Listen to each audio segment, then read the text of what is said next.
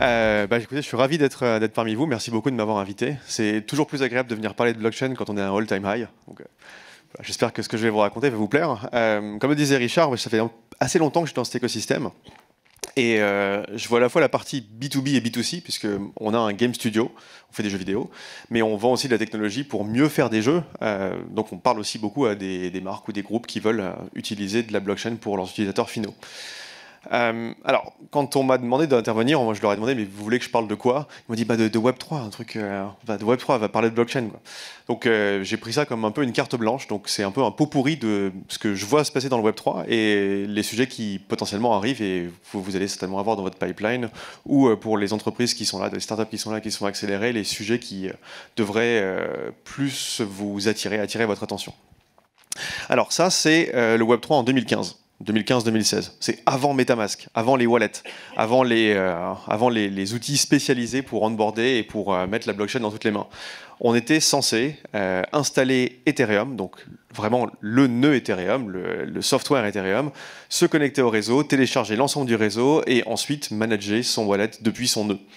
Donc vous voyez, ça a créé plein de bugs, c'était pas très pratique et demander à tout le monde d'installer quelque chose et de télécharger à l'époque, 200-300 gigas, c'était quand même pas très pratique pour faire de l'onboarding pour tout le monde, quoi, et de mettre la blockchain dans toutes les mains. Et presque 10 ans plus tard, en 2023, on était à peu près là. Ça, c'est une image d'un des produits qu'on a créé, où vous pouviez vous connecter avec un email.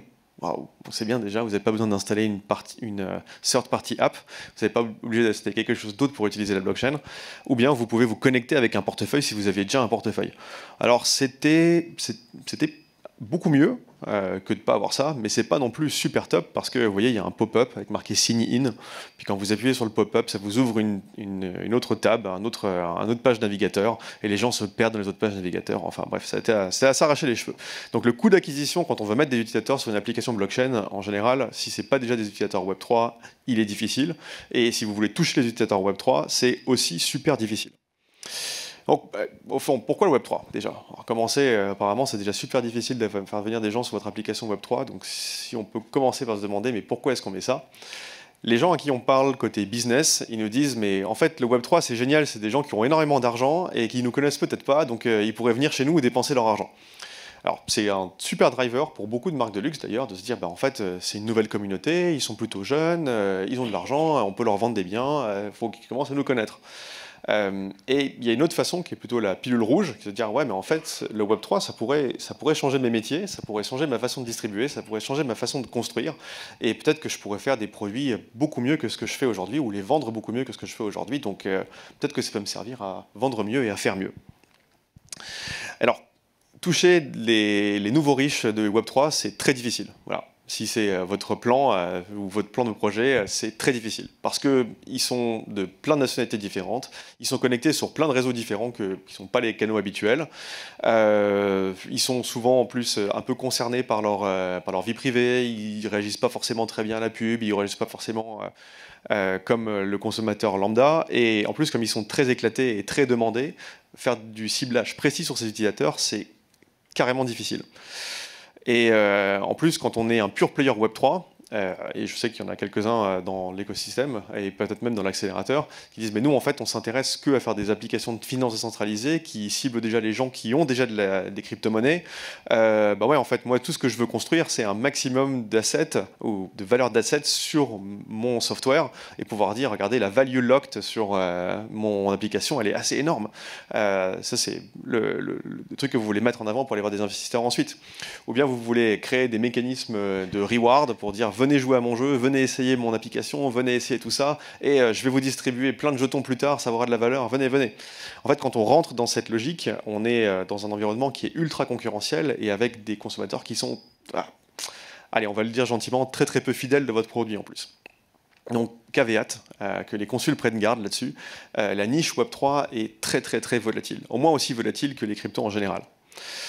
Alors, si parmi vous, il y a des corporates qui se disent, mais en fait, moi, j'ai que 100 000 euros pour faire un projet Web3, qu'est-ce que je peux faire pour maximiser ma présence auprès de ça? Donc, vous pouvez aller voir des agences, vous pouvez aller voir des gens qui vont vous donner des conseils, vous pouvez aller voir des startups pour les aider, peut-être ou réfléchir à des produits. Si vous voulez aller tout droit, pour moi, la meilleure façon de faire quelque chose dans le Web3, c'est de collaborer avec des startups de l'écosystème. Faites quelque chose avec.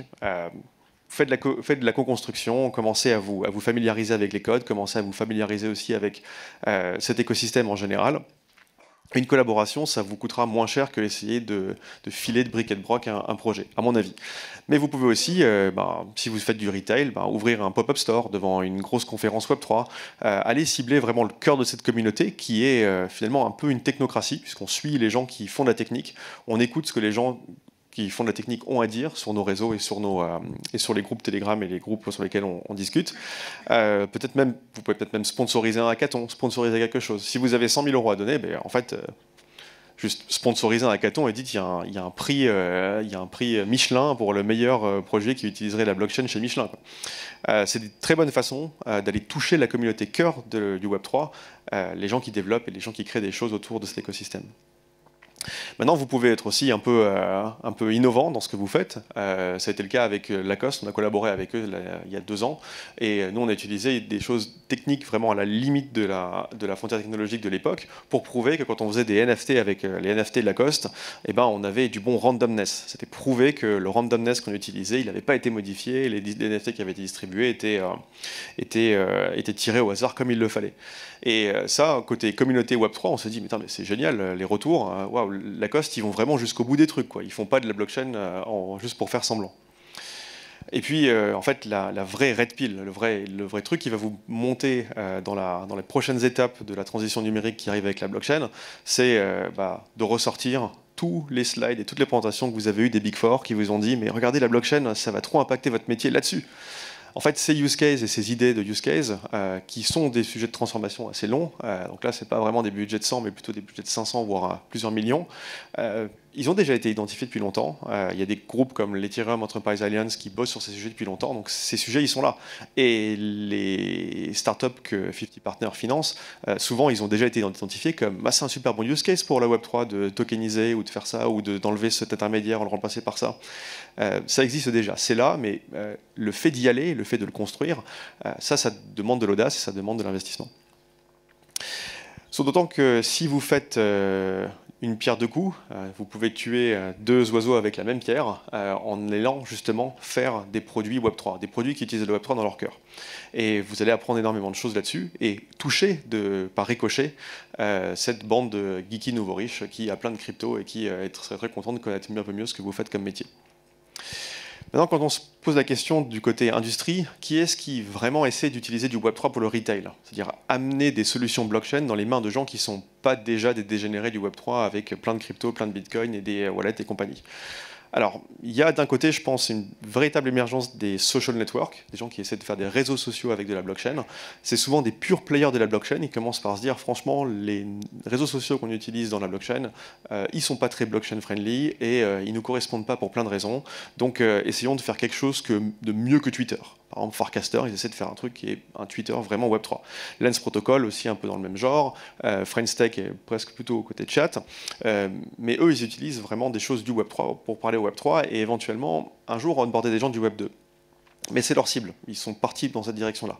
Il y a quelques acteurs comme Reddit qui commencent à vraiment dire nous on commence à infuser du Web3 absolument partout, et on est content de voir aussi des gros industriels, mais plutôt côté jeu, limite jeu d'argent, qui commencent à s'y mettre, comme Française des Jeux.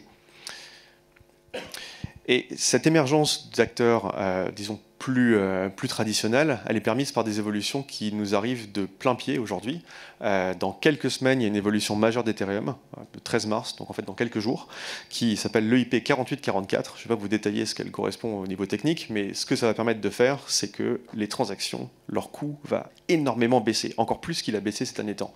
Et depuis 3 ans, on a mis en place plusieurs techniques de scalabilité, notamment sur Ethereum, qu'on appelle les roll-up, et qui nous permettent de mettre vraiment la blockchain dans toutes les mains. La critique de « Ah, mais en fait, une transaction de blockchain, ça coûte 20 $, donc on peut rien faire avec, il faut que la transaction ait plus de valeur, au moins 10 fois plus de valeur que 20 $ pour la faire », en fait, sur un roll-up, c'est pas le cas. Aujourd'hui, on peut vraiment transférer, faire des trucs écrits dans la blockchain pour quelques centimes d'euros, voire pour quelques dixièmes de centimes d'euros. Et les évolutions qui arrivent dans les prochains jours, elles vont encore faire baisser ce coût. Donc on a vraiment la mise à disposition de cette technologie au très grand nombre, c'est possible dès aujourd'hui. Il y a une deuxième énorme évolution qui arrive avec... les technologies sont prêtes. En fait, aujourd'hui, on manque peut-être de fer de lance, de projets qui l'auraient vraiment intégré de bout en bout pour montrer comment ça marche. Mais on a une deuxième très grosse innovation qui est l'account abstraction, la facilitation de l'onboarding. Donc aujourd'hui, quand je vous montrais mon slide sur... en fait, Ethereum, il y a 8 ans, ça ressemblait à ça, il fallait installer un nœud, c'était dégoûtant. Même il y a quelques années, en fait, faire venir des gens sur une application retail, il fallait qu'ils connectent leur wallet, il fallait leur donner un wallet, tout ça. La grosse difficulté là-dessus qui crée le coût d'acquisition difficile pour les entreprises qui utilisent du Web3 pour le retail, c'est que l'utilisateur est fainéant. Voilà, on ne peut pas le dire autrement. En fait, si on lui met un pop-up, si on lui met le force à ouvrir une deuxième application, on a des problèmes de connectivité entre les applications, les deep links qui sont cassés sur les applications mobiles, enfin... C'est un bazar, et quand on leur demande d'aller installer un wallet d'une application tiers et de retenir le nouveau modèle de sécurité que ça implique d'avoir 24 mots, d'avoir une clé privée, de ne pas diffuser sa clé privée, sinon on se fait voler ses clés, l'utilisateur est perdu, il n'a plus rien envie de savoir.